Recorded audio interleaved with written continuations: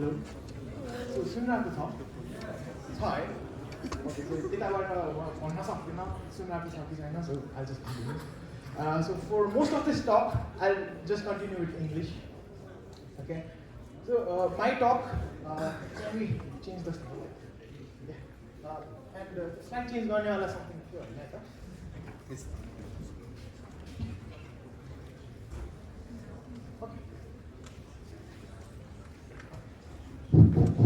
Okay. So, how many of us here have heard anything about RAG? Great, a lot of people. How many of us here have done some kind of work with RAG? Okay, great, great.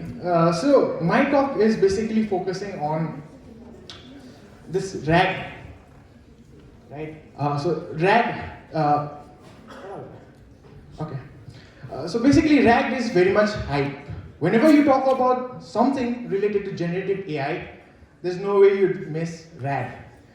But generative AI again is too hype, and so is RAG. And normally RAG is seen as this monster, like some very intelligent people doing some very intelligent stuff. But it doesn't really have to be that complicated. So let's talk a bit about this, okay? And the question we want to answer is, why do you think it was invented, okay? So most of us here probably don't know about RAG, but I'll continue and talk about it. So whenever there is any kind of problem, right, people will try to find some solution for it. That's the basic idea.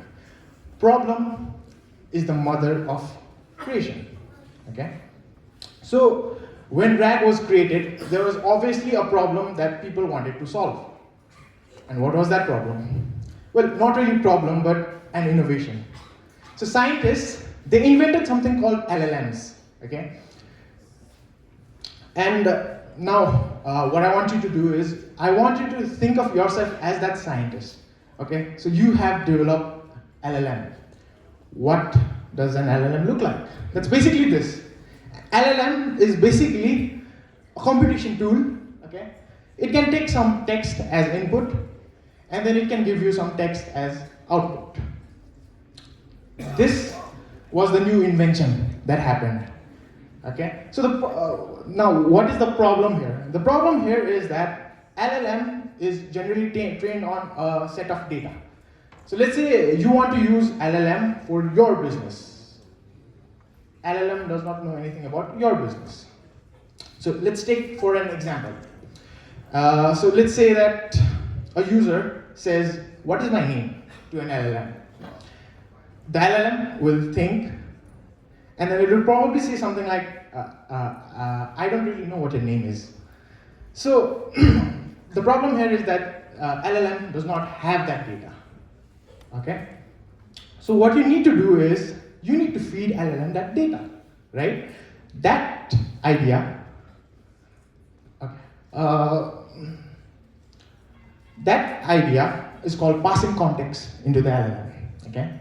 So when LLMs were created, right,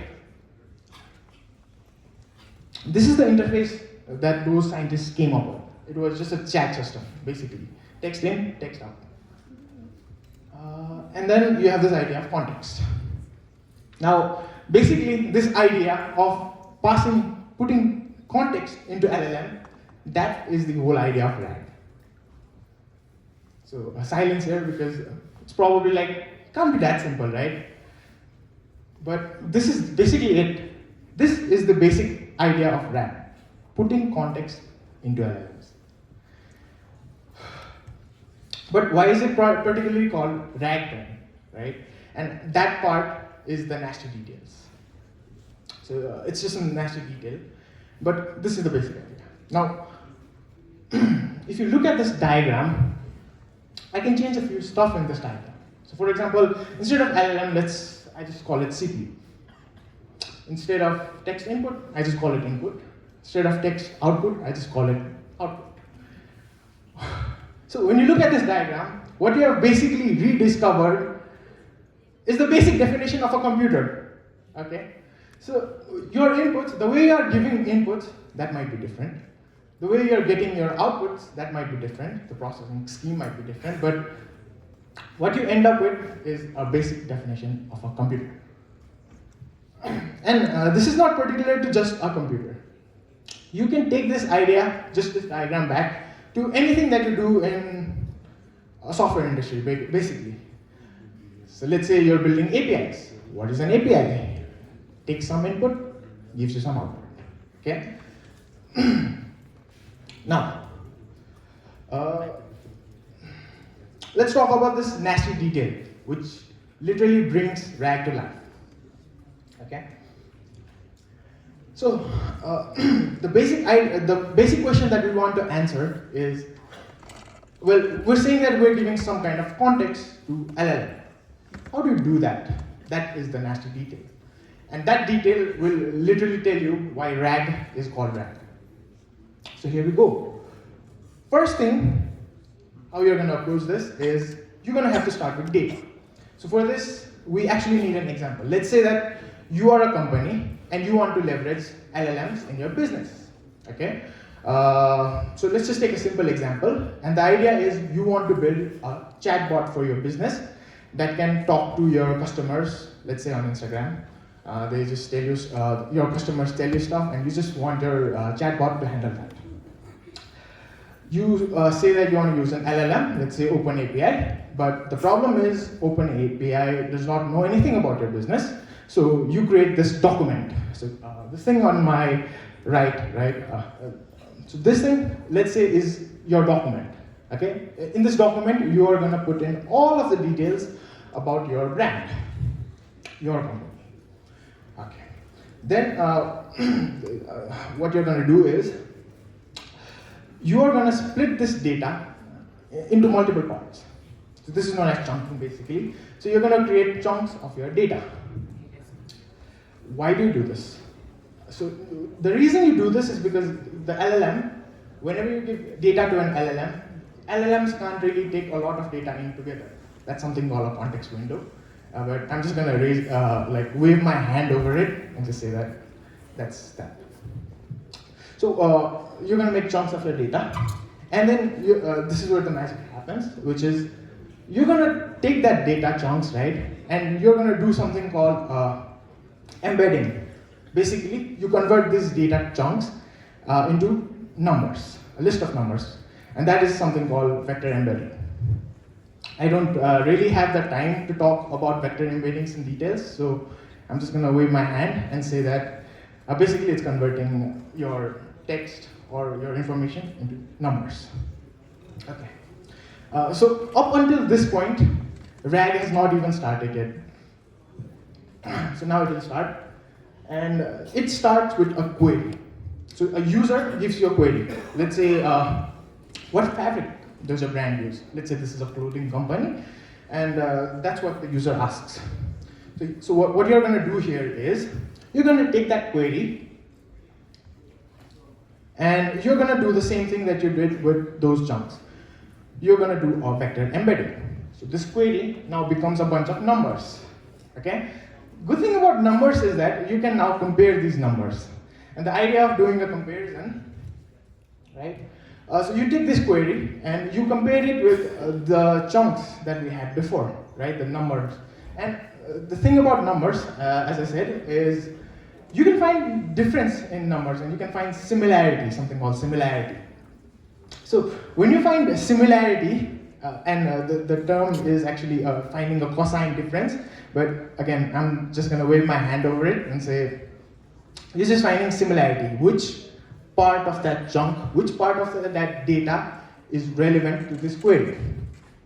Okay.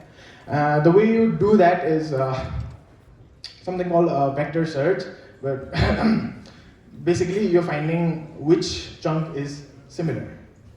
Let's say in our case the first chunk is the most similar one. So what you'll do is you'll take that chunk. Okay? You'll take that chunk. So in this case over here is whatever that chunk is. Okay? You'll take that chunk plus you'll take that query and you'll give it to that LLM. Okay? That basic part is known as augmentation. Okay.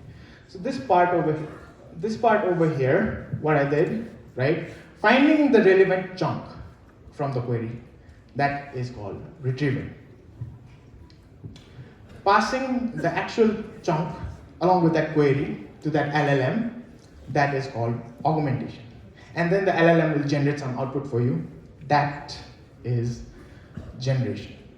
So basically, very simply, what you have just learned now is Retrieval Augmented Generation, RAG. And that is all that you have to know. So whenever I go to these talks and people talk about RAG, they talk about it very complicatedly because they're including all of the tools that you use behind the scenes. Maybe you're using something like Pinecone for a vector database, and then you're generating vector embeddings from that, and blah, blah, blah, blah, blah. But that's, again, just the nasty details. That doesn't really have to do with the basic idea. And this is just the basic idea. Right. Okay, so that basically sums up my talk. And I don't really have much time for taking up any questions, but if you want to know more about me, you can just Google me.